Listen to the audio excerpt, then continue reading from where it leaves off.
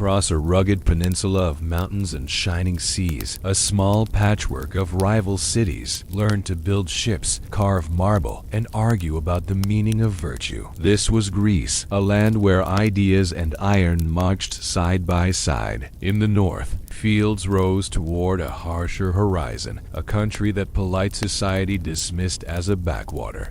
That land was Macedonia, and in time it would send forth a king who would sweep across continents and stamp his name upon history. The story opens generations before his birth. Around 5 centuries before the calendar would count the years in anything like our modern fashion, Greece found its rhythm. Athens turned its face toward the sea and built a navy that could cut through empires. It became a theater for new kinds of freedom, where citizens debated their own laws and poets gave language to the human heart. Sparta, by contrast, kept its eyes fixed straight ahead. It trained its sons for the march and the clash, built a society of discipline, and forged an army that enemies learned to fear. For a moment of mortal peril, these opposites stood shoulder to shoulder. A vast empire from the east pressed hard upon the Greek world. At a narrow mountain gate called Thermopylae, a small Greek force blocked the flood and bought 3 days with their lives. On the water at Salamis, oars bit the sea and rams split hulls as the Greek fleet smashed the invading navy. The following year on dry land, at Plataea, the invaders were turned back. Temples still smoldered on the Athenian acropolis, but the idea of Greece had survived. From the smoke rose a golden age. Sculptors taught marble to breathe. Playwrights staged the tragedies and comedies of an endlessly complicated species. Philosophers hunted the truth with logic as a net. Yet the same energy that made Greece brilliant made it combustible. Athens and Sparta, suspicious and proud, drew allies into their quarrels. Wars followed wars, and decades passed under the sound of marching feet. By the time the rival cities lowered their spears, the Greek world was exhausted. Its champions were still fierce, but their walls were cracked, their treasuries lighter, their confidence strained. To the north, in country the sophisticates had learned to mock, a different project was taking shape. The kingdom of Macedonia, long treated as half-civilized and wholly unfashionable, had found a hard, focused leader in King Philip. He looked at the Greek way of war and saw not fate, but technique. He built a professional army, trained it until a command could run down its ranks like a spark on oil, and gave his infantry a weapon that changed the geometry of battle. It was a spear longer than other spears, 18 feet of ash tipped with iron, held in 2 hands and leveled in tight formation. With those pikes, the ceresis, he made a porcupine of steel that could push and hold, while cavalry delivered the killing stroke. Philip was not merely a blacksmith of armies. He was a politician with a map in his mind. He forced and coaxed neighbors into alliance, cut deals with one hand, drew swords with the other, and step by step brought the Greek world to heel. On a day of dust and shouting at a place called Chaeronea, Athens and Thebes learned the price of underestimating him. Their joint forces broke against his design. When the field fell silent, Greece was no longer a wrestling ring of equals. It was a league under a single hegemon, a warlord with a program. Philip's gaze did not stop at the coastline. Across the water lay an empire that had once tried to crush the Greeks and now had grown tired, fat with wealth, and slow in its reactions. Persia was still the superpower of the age, but the seams were showing. Philip conceived a grand expedition, not a raid but a reckoning. He would gather the cities he now commanded and send them east, not for reprisal alone, but for conquest. Destiny can be a jealous partner. On the eve of his great endeavor, Philip crossed a threshold and never returned. A blade in the hand of a bodyguard ended his life and blew the embers of old court rivalries into sudden flame. In the smoke and shouting that followed, a young man stepped forward. He had a quick mind, sharpened by tutoring from Aristotle, a taste for action, and memories already formed in the press of battle. He was 20 years old. He was Alexander, A kingdom under new management is a tempting target. Enemies without and within weighed their chances. Some gambled that youth meant weakness. Alexander answered in the only language a dangerous world respects. He moved fast, struck hard, and left examples where needed. Rivals at home were eliminated. A rebellion in Illyria folded. Thessaly, the gateway between north and south, learned that the new king understood roads and pressure as well as his father ever had. Central Greece tested him and found itself broken. Thebes, a city of proud history and recent defiance, was made into a warning. Its walls fell. Its people were sold. Its name became a hush in the conversations of those who thought of resisting. The message was clear. The league would hold. Only then did Alexander look outward toward the horizon his father had imagined. He accepted the legacy not as a relic, but as a mission. Persia was still rich, still vast, still convinced of its own permanence. The new Macedonian king would test that assumption. He assembled an army that looked small beside the Persian colossus, but what it lacked in size, it carried in design. Veterans of Philip's campaigns stood in deep ranks, their sarissas a forest of points. The hypaspists, elite guards with shorter spears and quick feet, watched the flanks. The Agrianas, light and lethal, could break a charge with a storm of javelins. Thracian and Illyrian skirmishers worked the edges with slings and bows. And then there were the horsemen, the companions, armored and aggressive, drilled to strike where their king pointed like thunder, finding the tallest tree. Alexander did not intend to nibble at the edges. He crossed the Hellespont in the spring, not with ceremony, but with purpose. Taking his war into Asia, he stepped onto the shore of a new continent in a spirit part ritual, part challenge. Athens had offered him the story of heroes. Philip had given him the tools. The world would now provide the stage. Across the water, the Persian governorate stirred. Satraps gathered messengers rode, and a seasoned mercenary in Persian pay advised a strategy that sounded unheroic but wise. Deny battle, burn the fields, starve the invaders, let heat and distance and time do the work that swords would not. Pride overruled prudence. The satraps chose to stand and fight on the banks of a river called the Granicus, a shallow stream with steep sides that might turn a crossing into a killing ground. Alexander looked at the water and did not see a reason to wait for dawn. He saw the kind of moment that makes reputations. He pushed his cavalry forward to probe and fix, then drove into the current himself. Javelins darkened the air. Hooves slipped on river stones. The first Macedonians of the far bank met a wall of Persian horse. For a few breaths the battle hung between surge and collapse. Then the right wing found footing. The hypaspists joined, and the pressing weight of Macedonian formation began to tell. In the melee, armor rang and strategy narrowed to the space a man could reach. A Persian blade smashed against the king's helmet. A Macedonian lance drove home. Another enemy cut for Alexander's unguarded back and lost his sword arm to a rescuer's stroke. It was reckless, yes, but it was a useful kind of recklessness. While the enemy focused on the bright target in front of them, more Macedonian infantry filed across, rank after rank, until the river itself seemed to pour men. Once the phalanx crested the bank and set its pikes, the equation changed. Cavalry hates a hedgehog. The Persian line buckled, then broke. A body of Greek mercenaries, kept in reserve and late to the fight, found themselves surrounded. They pleaded. The pleas were not answered. The field belonged to the invaders. The victory opened Asia Minor like a door kicked from its hinges, but the story was not going to be that simple. Persia was a labyrinth of provinces, treasuries, fleets, and pride.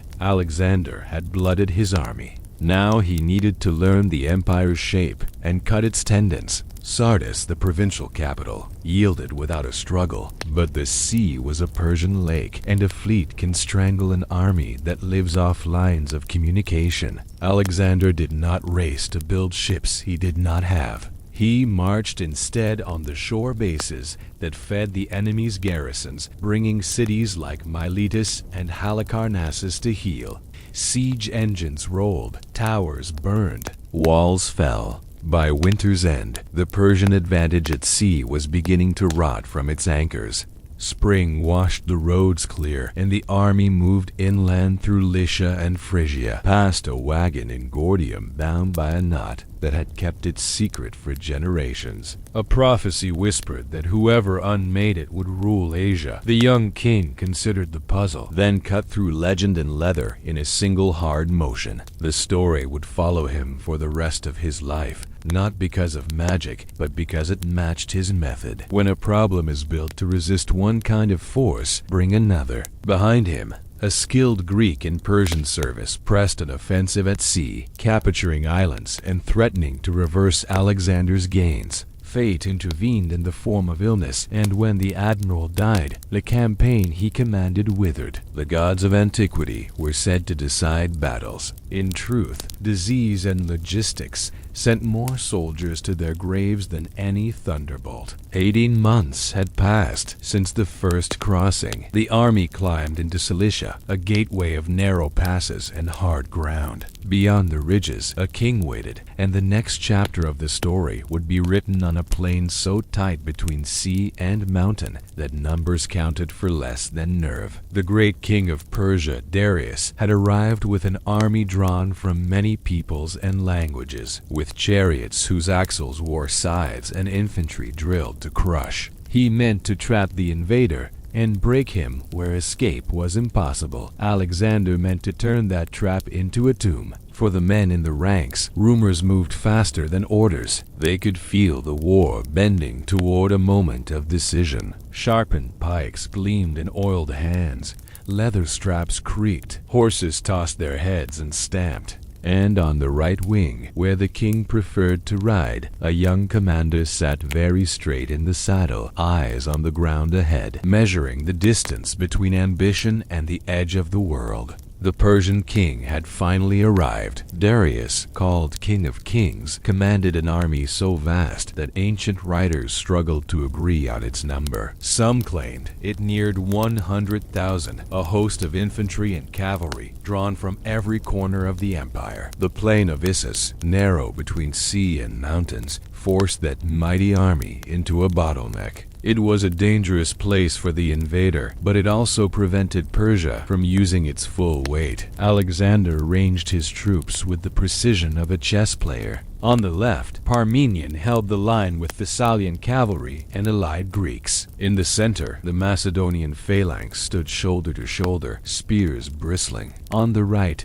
near the rising slopes, Alexander placed himself, flanked by the elite, the Agrianes, the archers, the hypaspists, and the companion cavalry. He watched the Persians mass across the small river called the Panaris. The best of Darius's cavalry crowded the coastal side, while mercenary Greek hoplites held the center. The silence before battle is sometimes worse than the clash itself. Men adjusted armor, checked straps, whispered oaths, or stared at the dust hanging in the air. Then Alexander raised his arm. With a shout, the Macedonian right wing charged forward, straight into the Persian line. The speed and violence of that attack startled the defenders. Horses screamed, men toppled, and the Persians reeled backward. Yet in the center, where the phalanx struggled to keep pace, order slipped. Darius's Greek mercenaries pressed hard, their shorter spears better suited to the chaos of close combat. Slowly, the phalanx gave ground. Alexander saw the danger. Gathering his companions, he wheeled left and struck directly at the Persian center. It was a daring move, one that cut through lines of infantry and threatened to unravel Darius's army. Dust swirled around him. Blades rang. The Macedonian wedge drove deeper until the royal chariot itself came into view. For all his titles, Darius was still a man, and men feel fear. At the sight of Alexander driving straight toward him, the great king lost his nerve. He turned his chariot and fled. The signal was unmistakable. Panic spread faster than any order. The Persian center dissolved, and the rout began. But on the Macedonian left, Parmenion still fought for survival. The Persian cavalry, among the finest in the empire, had nearly overwhelmed his wing. For a moment, victory hung by a thread. Only when word spread that Darius had abandoned the field did the Persian horse begin to falter. What began as a fight for dominance turned into a struggle for escape. When silence fell, the battlefield was littered with the wreckage of empire. Thousands of Persians lay dead. Among the spoils of war were Darius's wife, his mother, and his children, all captured alive. Alexander treated them with respect, a gesture that shocked the Persians and spread his reputation not only as a conqueror, but as a ruler. The victory at Issus thundered across the ancient world. It proved that the Persian king, commanding overwhelming numbers, could be beaten. Yet Alexander's ambition was not sated. He had cut into the empire, but the body still lived. To kill it, he would need to control the sea, take the cities that fed Persian fleets, and drive ever deeper into the heartland. The next year, his march carried him to the coast of Phoenicia. City after city opened its gates. The empire's naval backbone crumbled.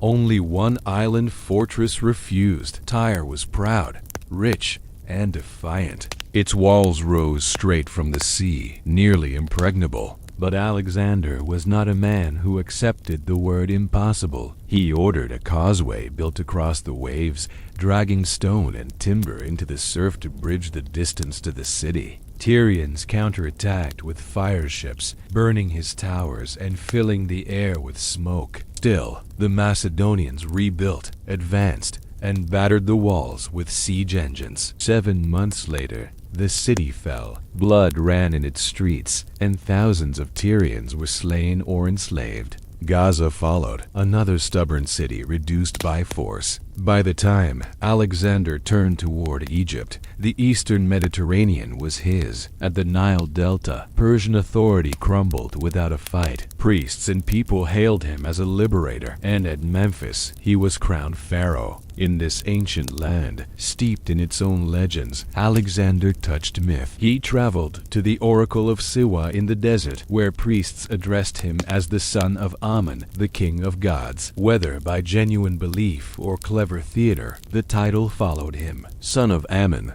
On the shore, he marked out a new city, Alexandria. Its harbors would one day carry knowledge and trade across the world. But for now, it was only a foundation stone of his vision. Yet even as he embraced Egypt, rebellion stirred back home. Sparta, with Persian gold, raised arms against Macedonian rule. Alexander's regent Antipater crushed the revolt in blood at Megalopolis. Greece was quiet again, but it reminded Alexander that power must always be tended, like a fire that smolders even when unseen. Still, his eyes remained eastward. Persia was not yet broken. Darius lived, gathering new armies. Letters came offering gold, marriage, half an empire for peace. Alexander read them and refused. He wanted not half. He wanted it all. The stage was set for a final confrontation. Beyond the plains of Mesopotamia, on ground flattened for chariots, the great king waited once more. This would be the battle to decide whether Alexander's bold gamble would end in triumph or in ruin.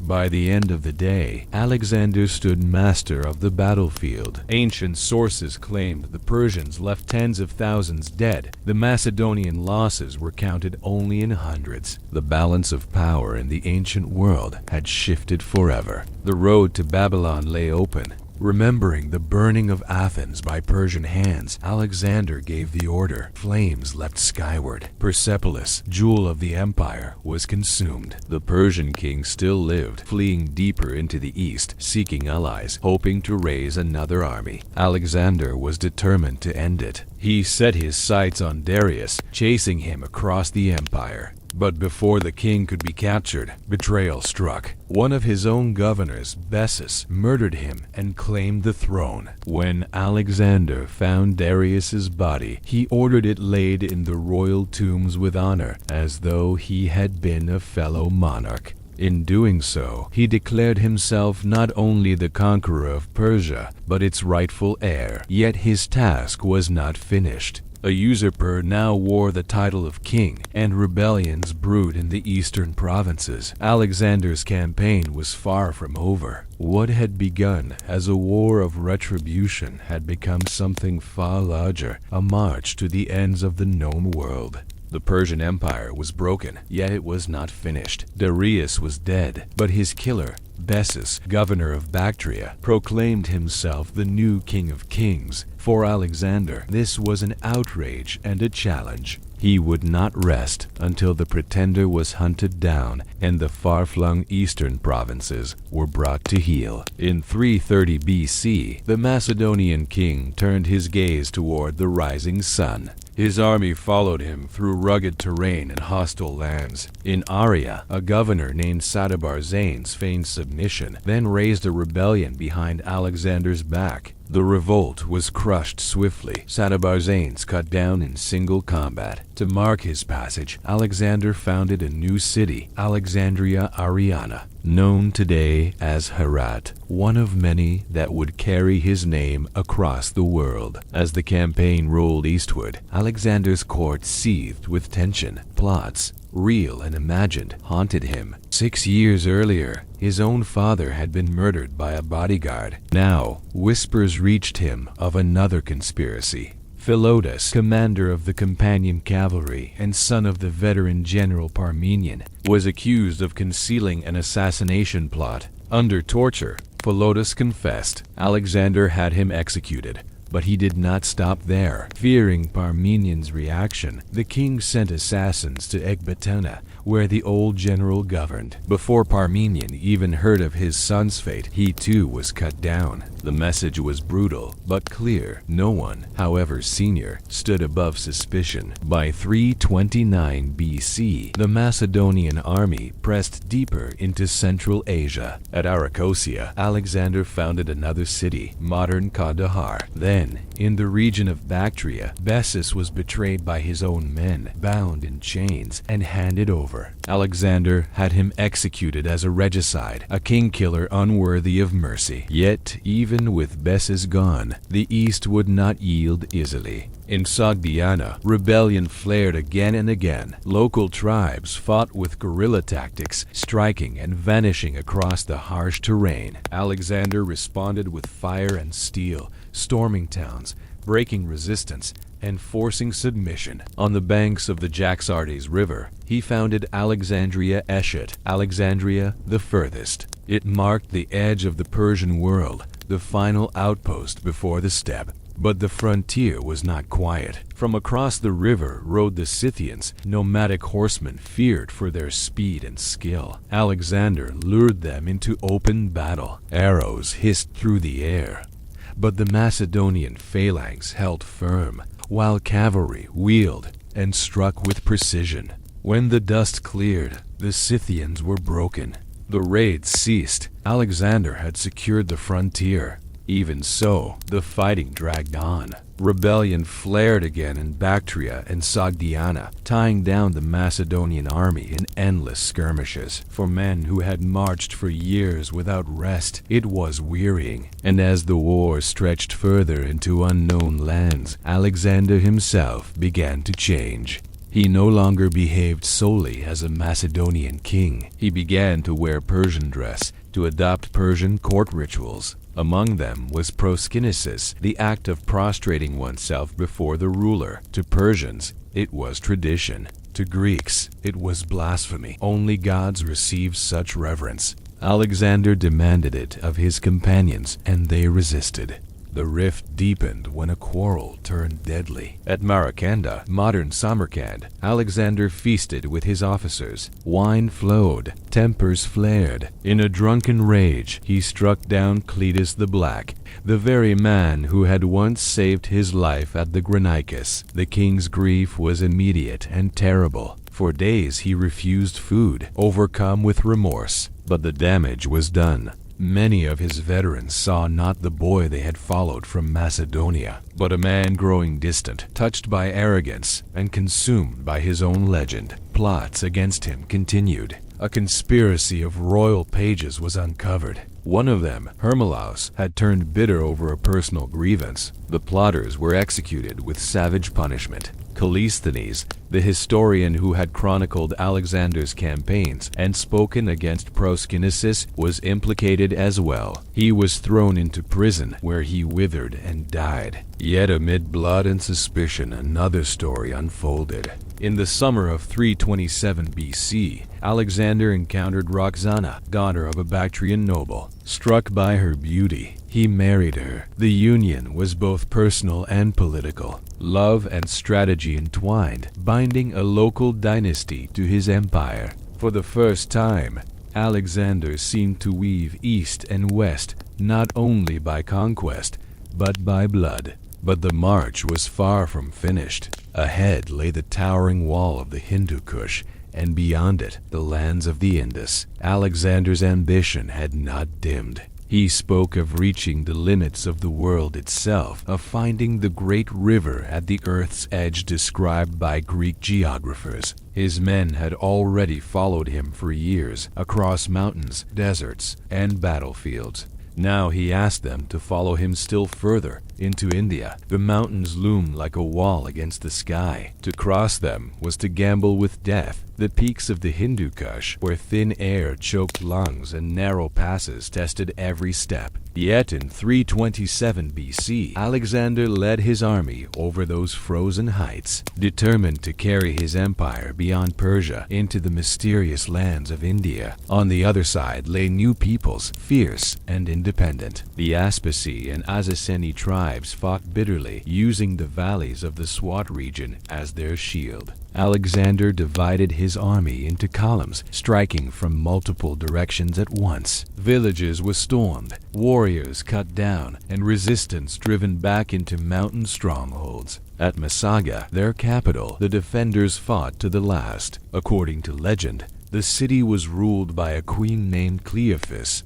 Some whispered that she bore Alexander a son. What mattered more was that the walls fell, and the city was his. The campaign was brutal, but alliances could be as useful as conquest. At Taxila, near modern Islamabad, a ruler named Ambi submitted willingly. He welcomed Alexander with gifts, elephants, and troops. Together, they turned eastward to confront a far greater opponent, Porus, king of Paravas, a giant in stature and a man of legendary courage. Porus awaited them on the banks of the Hydaspes River. It was swollen with monsoon rains, its currents swift, its surface wide. He commanded a force that terrified even seasoned Macedonians, infantry, cavalry, and above all, war elephants. Towering, tusked, armored, each beast carried a howdah full of archers and spearmen. To men who had never faced such creatures, they were monsters from another world. Alexander studied the river, its bends and islands. For days, he staged diversions, riding up and down the banks with troops, feigning attempts to cross. Porus shadowed him closely, refusing to be tricked. Then, on a stormy night, Alexander struck. He led a picket force upstream, forded the river under cover of darkness, and emerged on the far side. When dawn broke, Porus discovered his enemy was already across. The battle that followed was unlike any Alexander had fought.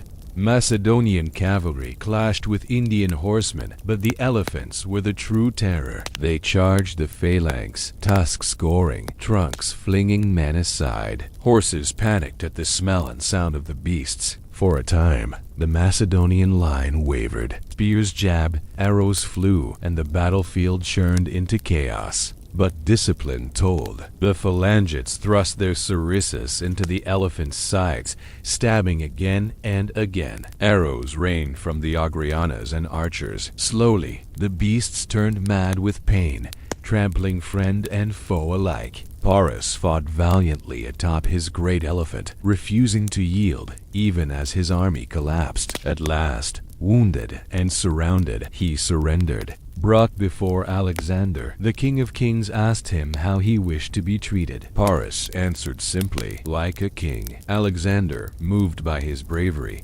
restored him to his throne and made him an ally. Babylon, the jewel of Mesopotamia, was to be the seat of a new empire. From here, Alexander dreamed of new expeditions into Arabia, perhaps beyond the edges of the known world. His maps were unfinished, his ambitions without end. But in June of 323 BC, those plans dissolved in fever and weakness. At first, his officers assumed it was an illness that would pass. Alexander had survived wounds, deserts, storms, and assassins. Surely he would rise again. Yet as days dragged on, the fever only grew worse. His voice faltered, then failed altogether. By the end, he could only nod when asked to acknowledge his generals. Soldiers crowded the palace, begging to see their king. One by one, they filed past his bed, gazing at the man who had led them from Greece to the ends of Asia. Some wept openly, others saluted silently. Alexander, too weak to speak, met them with his eyes. On the 11th day, he was gone. The greatest general of the ancient world was dead. He was just 32 years old. The grief was immeasurable. His men had followed him for a decade, across deserts, mountains, and rivers, through victories and near disaster. Now, without warning, their leader, the living embodiment of their triumphs, had vanished. His empire stretched from the Aegean to the Indus, yet it was held together by a single name. With his death, that glue dissolved. The first question was immediate. Who would rule? Alexander left no clear heir. His Bactrian wife, Roxana, was pregnant. His half-brother, Aridaeus, was alive but considered unfit to rule. For a moment, unity held. A compromise was struck. Aridaeus would reign as Philip III, alongside Alexander's unborn son, who would later be named Alexander IV. But these were shadows of authority. The real power lay in the hands of the generals, men who had marched with Alexander, fought his battles, and now saw opportunities for their own kingdoms. They were called the Diadochi, the successors. At first, they spoke of preserving the empire as one. In practice, it fractured almost immediately. Rivalries turned to wars. Ptolemy, one of Alexander's most trusted officers, seized Egypt.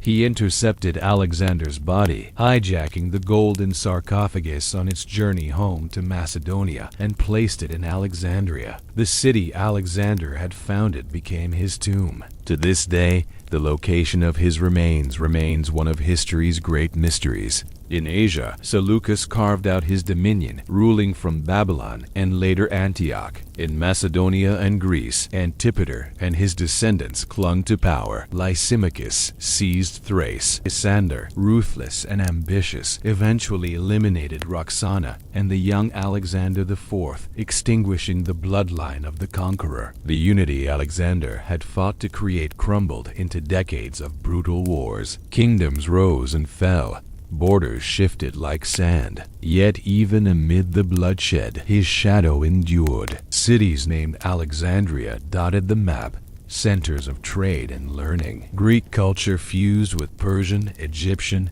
and Indian traditions, giving rise to what we now call the Hellenistic Age. Philosophy, science, architecture, and art spread far beyond the boundaries of the old Greek world. Alexander had changed not just borders, but ideas. His empire proved that the cultures of East and West could meet, clash, and blend into something new. His soldiers carried not only spears, but language, customs, and myths. Wherever they settled, they left behind traces of Greece that mingled with local traditions. In time, Rome would rise to overshadow all. The legions would conquer Greece, then the successor kingdoms, and inherit much of Alexander's world. Yet even the Romans spoke of him with awe. Julius Caesar wept when he compared his own achievements at the same age. Pompey styled himself the new Alexander, and in the centuries to come, generals from Napoleon to Eisenhower would study his campaigns as masterpieces of strategy and audacity. Alexander the Great remains a paradox. He was both visionary and destroyer, liberator and tyrant. He could show mercy to defeated kings and unleash slaughter on entire cities. He was capable of deep friendship and sudden, drunken murder. He united peoples, yet demanded worship as a god. He built one of the largest empires the world had ever seen and left it to collapse the moment he died. And yet his legend endures. Few men have ever burned so brightly, so briefly, or left such an indelible mark upon history. From the rugged hills of Macedonia to the deserts of Persia to the rivers of India, his name echoed. To his enemies, he was Alexander the Accursed. To his followers, he was Alexander the Great. To us, he remains a figure both human and mythic, a conqueror who touched the edge of the world and in dying left it forever changed.